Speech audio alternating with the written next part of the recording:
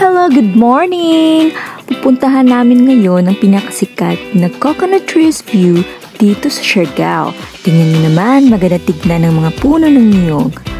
Ang coconut view deck ang unang mapupuntahan kapag plano niyong mag-land tour o libutin yung magagandang tanawin dito o magagandang lugar dito sa Siargao.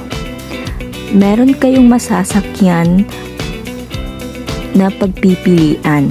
Una, pwede kayong magrenta ng motorcycle or motor, mga worth 350 pesos buong araw na renta na yon.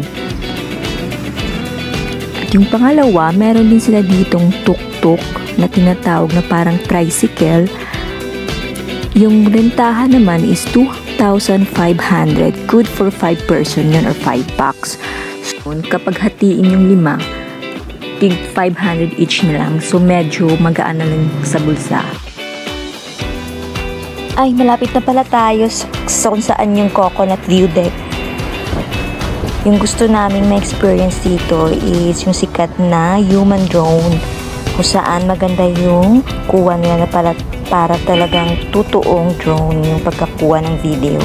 So, gamit lang yung phone ninyo ay kukunan kayo ng video at picture, which is sulit naman talaga. Ito, tingnan nyo guys, ang resulta ng kuha ng human drone. Welcome to Siargao!